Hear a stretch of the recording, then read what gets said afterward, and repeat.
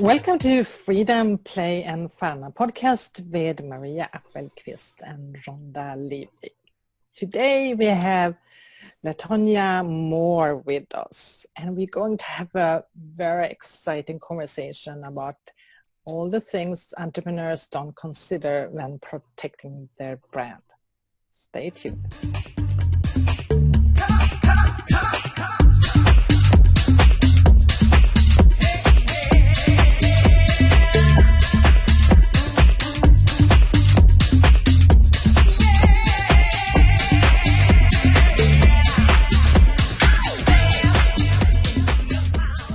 We're back again. A new week, a new conversation. Welcome. Welcome, Rhonda. How are you?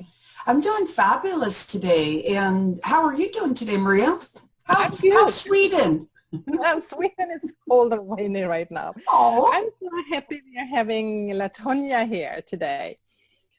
She is a very competent woman. Like this, it's not many times I'm saying that, but she is really like a powerhouse, because LeTonya, she's a doctor in law. She has a background in the corporate world, and then she transitioned into a whole new life where she, among other things, beyond being a specialist in branding, has her own radio show on the name Real Perspective, and she's the founder of the She Matter Ambassadors movement, which is a global grassroots community building initiative to garner support for education, engagement, and an elevation of women through building global, intergendered, intergenerational, collaborative partnership. I can say so much more about LeTonya, but I think this is a good for an introduction. Welcome.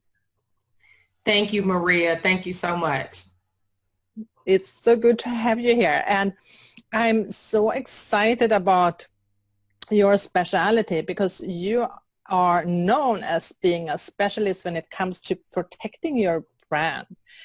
And I know a lot of business owners, they don't even think about their brand. So maybe that's a good way to start the conversation. When is a good time to start to think about your brand? Well, actually, from the very beginning, you must have a plan in place. So, think about, for example, what's going on now. For those of us that are here in the United States and close to the southern part of the country, who would ever think that there would be two devastating hurricanes back to back? Okay. So you have to think about it in that way. Like, now people are talking about being prepared because it's in their face. Right? There's been a disaster. There's been some devastation. So what I always tell my business clients is that these are the things that you have to think about up front, because we don't think about the things that aren't usual. The mainstream books, they don't talk about things like disaster preparedness, just to use that as an example. They don't talk about things like the impact of whether you're married or not married, whether you have children or you don't have children, whether you have a single owner versus a partnership versus a corporation, and how does that impact the brand overall. These are just things that no one thinks about up front, but then something devastating happens and you don't have a system in place. So that's really how the I Protect Your Brand, it just kind of morphed into that, because it would happen that people that would come to me, they would come to me because they were in crises. And so I realized that I needed to start being proactive and letting people know about that. Yeah, LeTonya, I love this area because we haven't had this on the podcast, and I fully feel it and understand how important this area is. So do you find that people have to really be at a certain level before you have this really deep discussion? Because you said right away, but it just feels like so many people are starting their business and they don't know who they are, where they're going, and those questions. Are there some other questions that you ask that people automatically know right away, so they don't have to be up and going and being in that confused state? It just seems like it takes a while to get going in your business. Please give me some more insight on that. Yeah, so what happens is that, again, it really, these are the things that people don't think about. It's sort of like you really don't think about the police until you need to dial 911. So it's like you're in a crisis. You really don't think about the fire department until there's a fire. But what have we started to do, at least here? We have schools have to have evacuation plans. Public places have to have evacuation plans for things like that. For those of you that have been following now with all of the active shooters, for example, now they're telling companies, you need to have an active shooter plan. But remember, all of these things come out of crises. No one thought about that until it happened. No one thought about the fact that they weren't prepared until, okay, we lost a number of people because they had no clue what to do in this circumstance. This is why I'm coming on podcasts like this, telling people that's why you need to think about these things. You have to now think about it. The average person never says, let's say you have a married person that has a business, it's flowing, it's flourishing. They never ask themselves, well, how would my divorce, if I were to have one, impact my business? Because no one wants to think about divorce. No one wants to think about the demise of that relationship. However, there still may be other liability that has nothing to do with that. What if you lose your partner, for example, to some type of disability or some type of devastating illness? So now you don't have that second income. And that may be the person who, because they're working, because they have the quote stable income, you're allowed to sort of do and grow this business because there's, you don't have to worry about your home life, for example. We don't think about those things until they happen. And I've seen people go through devastating losses of, family members and their support system and then their business because they weren't prepared. Mm. So when you're speaking about the brand, you're speaking about the whole legal aspects of what your business means from, I'm sensing from contracts, how you write contracts, how you work with clients, the legal base for protecting services or products to is it also that like the brand, the design of who you are and what you represent in itself? Like, is it a whole range? Absolutely. So what I call it is the 360 holistic approach. And so for those of us that's been in corporate America for a while, you realize they talk about the 360 model of management. They talk about the whole employee. They talk about the whole operation. That's the exact way that I approach this whole situation with protecting the brand, because again, it's more than just having a copyright. It's more than just having a trademark. It's more than just having a patent. Because remember, that's the thing that protects you against outsiders, right?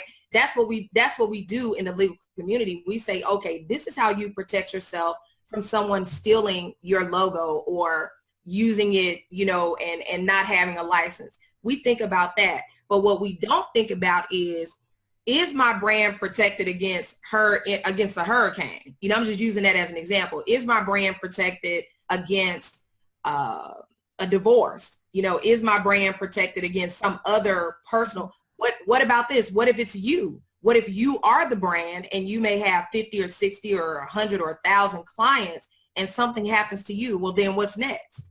What happens? Because those clients typically they want to be serviced. So what are you going to do?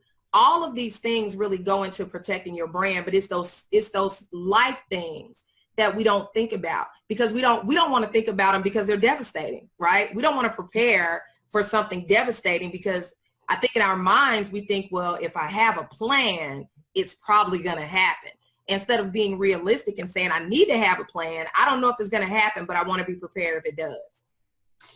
And as we're talking about this, it's really opening up areas that in my mind, I keep thinking about structure and because we're talking about like devastation and some major things that can happen to protect if somebody is the main income person into your family. So I keep in my brain, am I thinking correctly when I start thinking about insurance? Are we talking about that you even start looking at like what types of insurance you may need to be implementing into your business to make sure that you are paying in enough to get that support and protection so that you can run your business and make sure the back office and the front side to the back office, everything is snug and tight and protected?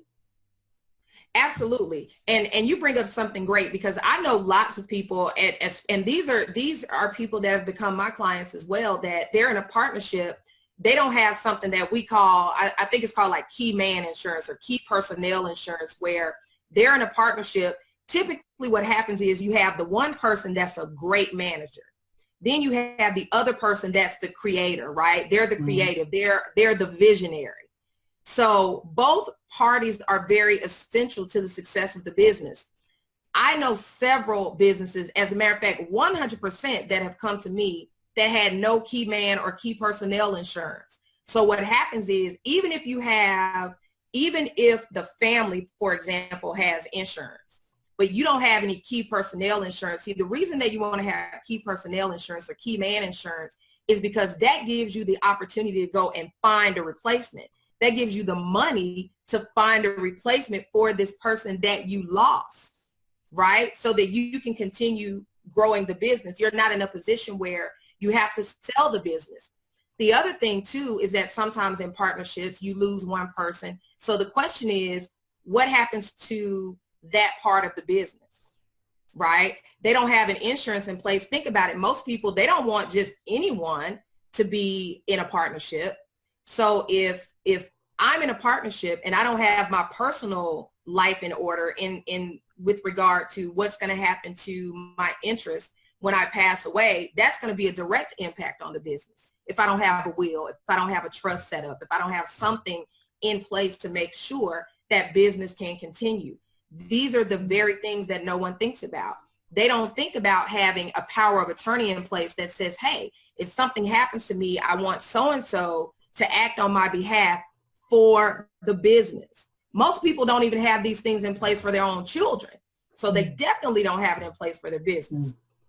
Wow, this is such an important topic. And I'm thinking, Rhonda, that like the name of our podcast of Freedom, Play and Fun, and how to embrace your power as a leader. And I'm sensing that the conversations we're having today with you, LeTonya, is really about, you really have to embrace leadership for being ready and willing to have these conversations with yourself, because I think I'm seeing a whole time, unfortunately, how people are avoiding being responsible for their life. And also when you're in the phase of progressing in your business and when you need to bring more people on your team, you have to step on in a new way in your leadership. So these conversations also raise like what happens in like preparing yourself for crisis management.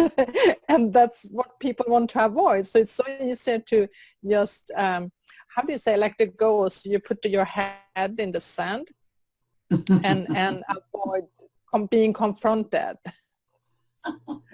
Absolutely. You must have so many stories, because that's also what lawyers do. They come into people's life because there is a crisis and it needs to be handled in a legal way. So that's your experience. And I'm also sensing it was your own experience of being a lawyer that had you shifted into your business model of helping people, protecting their brand. So would you like to say something more about this transition? Because I think there is something important here of what you actually saw and what happened and what motivated you. Sure, absolutely. One of the things that for me, I spent the majority of my legal practical, and I have to say it like that, my legal practical career as a litigator.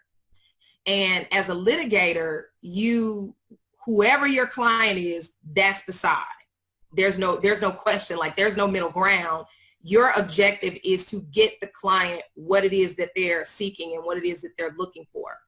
And for me, I mean, I'd like to think that I did a good job. My record is pretty stellar, but it was one of those things that it was just sort of like, well, yeah, you won, but you really didn't win, because if you count the cost, you really gave up so much for this one little thing. You have a string of ruined relationships, because remember, my background is in labor and employment. So these are people that are forced to still have a relationship, right? Like they don't leave the company. So what happens later when we win the case? Okay, we win the case, the employee loses. Now what happens in that work environment? Because you have these two opposing sides that are forced to work together, just like family law, when that's why custody is such a big issue, because these people, they have an interest, right, that they still disagree about, and no one really won. And so for me, when I knew that I wanted to do my own practice and have my own business, one of the things that I wanted to do is enter into this area. It's kind of new and emerging, called collaborative law, which basically says each side needs to take ownership of the situation and be willing to agree, even if they have to agree to disagree. They must come to the table to be willing to resolve their issues. So that's where it first started. And then it kind of morphed from there into really encouraging clients to be proactive up front, plan for these things up front. You're going into a business with your best friend, and yes, you guys have been friends for 30 years and you love each other right now. But if there's a discrepancy in what happens then, so this is why you have to plan for all of these things up front, because you don't want to be at odds and you don't want to be in a crisis when you need the situation resolved.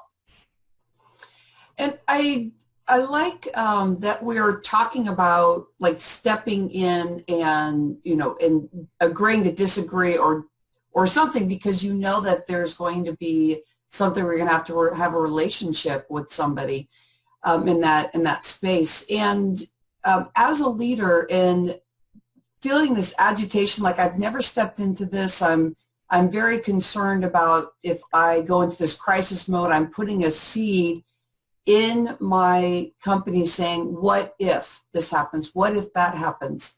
So we, Maria and I, especially through the podcast and some of the networking we do, we meet up with so many people that are very holistic, and their whole world is about meditating or doing some type of special process in their life where they are building this beautiful flow, and it's all very positive.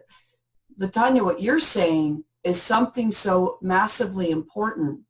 So when you are meeting, because I know you are in this stage too, where you're out networking, you're meeting people, and there's so many people that are connected with the earth and very soul searching.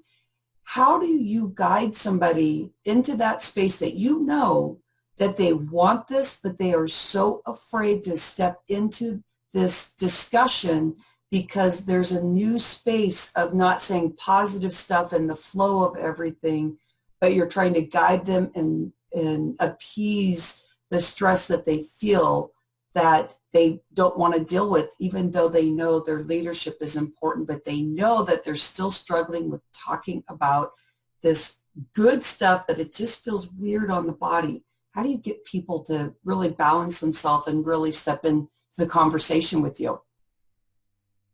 Well, you know, Rhonda, it's interesting because what I try to get people to understand is that this is not a negative conversation. It's actually a positive conversation, right? Because what it does, it decreases the level of anxiety and crisis that you're going to feel, because where everyone else is running around and they have no idea what to do in this situation, you know, because you had your what if, right? You had your plan that now you can say, okay, I don't even have to think about this because I can go to my plan and I can follow it.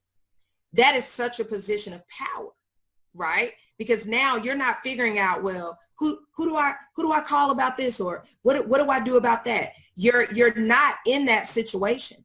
And so I help them understand being in the situation and being in the moment unprepared is much worse than the small amount of anxiety that you're going to feel right now in talking about this. And then guess what? It's even better if you never have to use it. You know, I just having this conversation, I recognize I've been in these situations myself. I was in a partnership, like a business partnership, and we published a book together, and we had plans for our common creation. And it came, and we didn't like, even though we were professional coaches and we could have, and in some way we had designed everything, we hadn't designed for the crisis that happened. and as a result of that, I never pushed forward the book I'm an author for, because like everything that we had created together was still not, we had no legal foundation on it. So I came out from this story, and I'm hearing a lot of other business owners having the same experience of being in a partnership, is that I came out with the awareness that from now on, I'm never going to be in a business partnership with someone. It's going to be something like we're having our own business and being and invoicing each other or something, but really being independent, like that's. And I'm hearing a lot of other business owners saying that as well. Like, I will never ever have employees again. So, and I'm also realizing that it's, you know, we past experiences create beliefs and thoughts which runs our life that can also prevent us and becomes an obstacle for progressing in our business. Because I'm realizing if I'm having this past experience because became negative because the legal aspects were not handled, which could have been handled, and it could have been a much better exit for both of us. Yeah, absolutely. And I'll just use your example of writing a book, because of course there are 1,000 anthologies out there. Different people have different ways that they set it up. I am a big proponent in always having a contract, even if you just agree, hey, we're going to own everything jointly. We're going to share expenses. We're going to share profits. We're going to share losses, all of those things, because you've created a product. So you've created property, and you have to think about it. It's just like if you go and buy a house, that home still has to have a deed of ownership. So anything that you create is a piece of property. We don't think about it, right? We don't think about our intellectual property the way that we think about our real property. We don't think about that, but it's the truth. You know, we don't think about that the same way that we think about our securities, because we see them as being things that grow in value. We don't assess the same value to our intellectual property, right? And what happens is we get burned, and then we say, I'm never doing this again. I had a client who said, well, I never want employees. I've been there. I've done that. And so I just told them, I said, well, then do you ever want to grow? Do you ever want to grow? Yeah. I know that concerns me too. That's an interesting point, because then all of a sudden you get afraid of having like any connection with somebody, but all that stuff is, it's hard to do everything on your own. I mean, isn't it, Maria? Because we've been caught up in those spaces where we just get like, oh my gosh, I'm tired of doing everything. And so I love that. And thank you so much for doing that and flipping it in that positive side, because when we first started, you know how, because I'm a past CPA and I'm so technical, and I was in a discussion the other day too, and they said, oh, you just make me feel like I have to do stuff. And I go, oh my gosh, that's my old CPA talking, and I'm making things sound like you have to do this, you have to do that. And so I love that space that you gave of like, no, this is about positive, because once you set that seed is that positive seed. So then it's just off to the side, and it's like, oh, I'm even able to do more of my spiritual stuff because I know all that's taken care of. So are you seeing that that your movement and what you're doing is becoming this wonderful special offer that people are starting to really notice as you're getting to know your business more and explaining what everybody needs out there? Are you finding that your personal lingo and what you do in approaching people or talking to people about what they need, that is becoming smoother and easier for you to bring in new clients also in your business? Oh yes, yes, absolutely. You know, it's interesting. I was sharing on my morning live feed one time that when I first started, it seemed like I was in sales. It seemed like I felt like I was like this used car salesman and people were just not interested in buying. But I had the opportunity. I attended a webinar that Damon John from Shark Tank had. And one of the things that he said that just stuck with me was that you have to give people a hook. And if those that are interested will respond to the hook, then that's your opportunity to explain, because when you do it the other way, you overwhelm people. And so for me, there's already an automatic thought, I can't afford a lawyer. Everyone says it, like a CPA. I know you had that experience as well. Oh yeah, I can't afford a CPA. So they go and they do some online thing, and then now you have to fix your taxes, or now they're having an audit, right? Or like for me, okay, now you want to come, you couldn't afford $1,000 for the service that you needed up front, right? And so yeah, I had the opportunity to find out that if you can put your pitch into 2 sentences that is also a hook, then you will be able to explain and give more information to the people that are hooked. And what's your hook? What's your hook? Well, one of the things that I say is, have you or someone you know been in a situation where someone else has stolen their idea? Right? Oh. Everybody's been in that situation, or you know someone, and they say, oh yeah, I did. And I say, you know, I help people protect their brand from things like that. Tell me more, LeTonya. Yeah. And you know, that I mean, I know that happens a lot of time, that people join a program. I've had that with people that have joined my programs as well, that, and then not long enough, I'm seeing a variation, but similar. So some people are really great in just copy and paste what they feel they like, and then tweak it and make it their own. And I've always been wondering, where is the borderlines, because we don't know. And of course, if you have protected it in a way, it's yeah, you're in a different situation. And the bigger you become and the more established as a business you are, and of course the more important this is. Or maybe, like you're saying and arguing, it should be important from the beginning. So maybe this is what I'm saying, like what I'm saying unconsciously, is that you're making me aware of a lot of things that we wasn't aware about, which is great, is that we're sort of postponing it and thinking, this is something I need later on when I become bigger or when I'm making more money. But actually it's information we need right now. Do you have a package of information or something that people can have, or like have, like what's, how do you how do you work with people? So yeah, so I do have packages that people can work, you know, they can work with me. It really just depends on your particular situation. So typically what happens, I have a brand that would come to me because people are at different levels. So let's just talk about the established person that's tired of someone taking their idea and tweaking it and doing something else.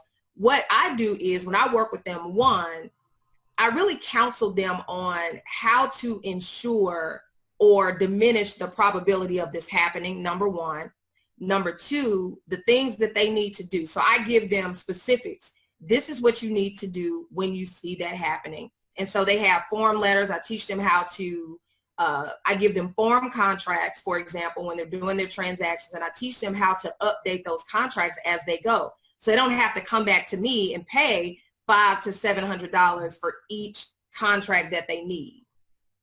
So yes, to answer your question, yes, I do have a package, but it's very customized based on the business and that business needs. So where can they find you? I know you must have something special for our listeners to go and start learning more about what you do. They can go to my website, which is www.letonyamore.com. And there they'll see, I do some family law as well. So they'll see a lot about that and what I'm doing in that arena. And then they'll also see the business packages. We're constantly updating it. We're constantly adding things to it. So I'm really excited about it. The end of the year, I will be releasing a book called Stop Brand Stealing Thieves Now. It's your business protection playbook that will have a lot of the information and a lot of the areas that I covered today. And that will also have a companion workbook. So I'm really excited about that. Oh, that sounds really exciting. You know, every week we have something like a takeaway for the listeners. Rhonda or LeTonya, do you have any idea, like what is the takeaway, the pondering about question we want for our listeners from today's conversation? I'm seeing you nodding. I would really like for listeners to really embrace the fact that protecting your brand should be one of the top priorities. Because if you don't protect it and someone takes it, you have nothing left and you don't have a leg to stand on. You couldn't even sue because you did not take those initial steps to let the world know that you own this property. And so that's the thing that I would definitely encourage them to do that. They can reach out to me or they can reach out to someone in their area that can assist them with that. I love that. Yes, wonderful. Great information, and thanks for spending time with us. Thanks for having me. Thank you.